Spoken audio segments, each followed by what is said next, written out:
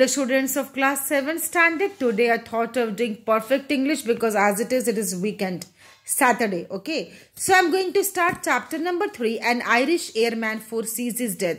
Irish means the people from Ireland. Airman, pilot. Foresees means anticipate or to see the future. This is about this. So it seems very interesting and it is very interesting. It is a very emotional poem full of you will feel very sensitive towards it. You will feel pain, So, and students, before there are only 4 stanzas in this poem. So before explaining these 4 stanzas line by line, let me tell you few lines about the soldier who is there in this picture. Now come to me. Now this one, before coming to the stanza, let me tell you few lines about the person. Now this is the Irish soldier whom we are talking about. Okay, by the way, who is the poet of this poem? W.B. Yeats. Okay. Now the person who is standing in the uniform of a pilot is from Ireland and he is going to fight a war. Okay. So you might be thinking, okay, he is going to fight for his... he is going to fight a war for his own country. No, this is a difference. This poem is very different. Why? Because here the poet is telling that he is not going to fight the war for himself, but is going to fight the war for other country. Now let me tell you something. See, although it is a war poem, war, W-A-R, but it is very different kind of war poetry. Here, the speaker, who is a speaker here, this Irish pilot who is fighting in the war, in the First World War on behalf of Britain. So he was fighting on behalf of Britain and he was from Ireland because during the First World War, Ireland was a British colony. So Ireland was a small colony under British and therefore if you read the history of war, when you will go to 8, 9 and 10 standard and when you will read about the history of war, you will learn about, you will see, and you also might be knowing now also that many soldiers from one country, they come to fight for their own country or for other country, right? Now this particular soldier, Irishman, he was fighting his own country but from the side of Britain. That much this you have to remember. It is not written in any of the stanza, but I am telling you to make you understand in a more better way. Now point number 2. This poem is from the perspective. Perspective means from the thinking of an Irish airman. So we will learn the poem from his thought, what he's thinking, why he's thinking, everything about him. Irish airman, that is the pilot who is fighting for Britain and who has nothing to do for the war. And therefore, his perspective, his thinking, his thought process is reflected in this poem. Correct? So, W.B. Yeats, that is the poet, being an Irishman, he was also an Irishman.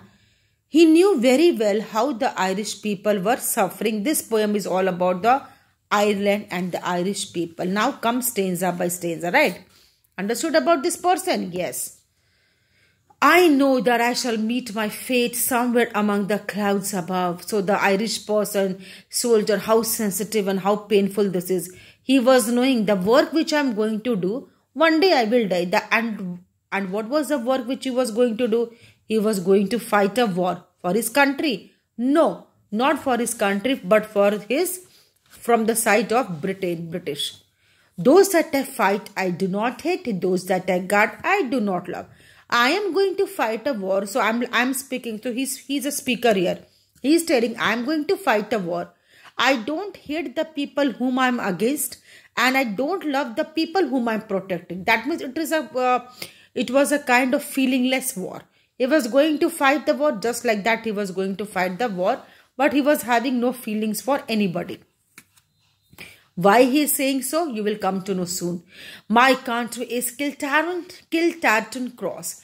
Kiltartan, you have to pronounce this. Kiltartan means a place in Ireland. My countryman Kiltartan's poor. He is now talking about his people, Ireland. My country, I stay in the country, Ireland.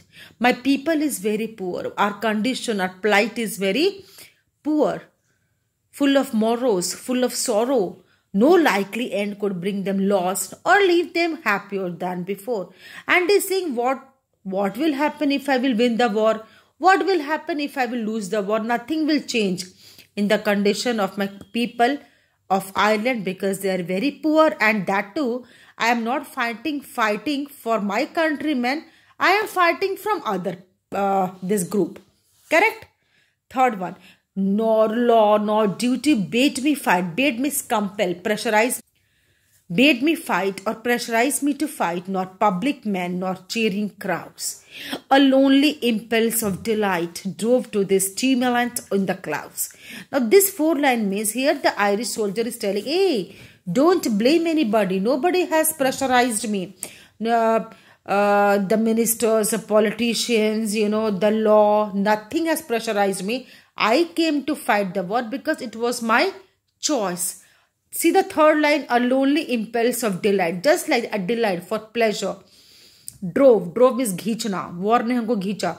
Drove to this tumult in the cloud. Tumult is a thrill of war, because that time, students, lot of war episodes was going on, and the people were very much into fighting war, and war always brings what? Happiness or destruction. Students, war always brings destruction, and it brought lot of destruction. England was the first country to fight in the First World War. Correct?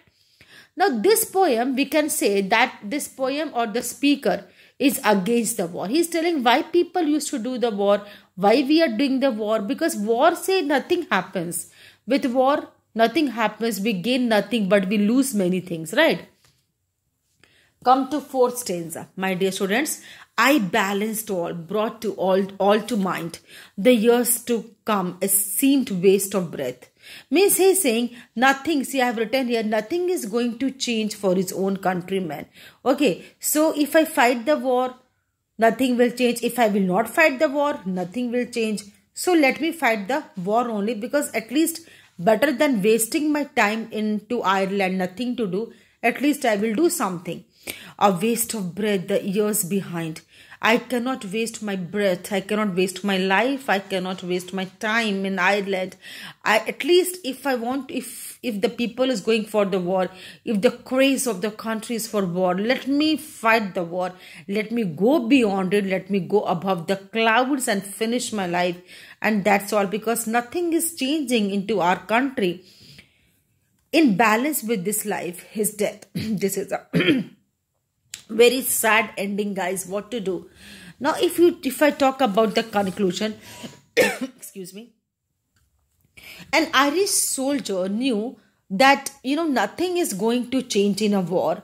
And one day, definitely, he's going to die in a war. And therefore, he says, rather than wasting time in his own land or in his own country, it is better to die doing what you love the most. And what the time was, craze was war. A different perspective, a thinking of the war, a different perspective of the war, soldier regarding the war, who is fighting for someone, not for his own country.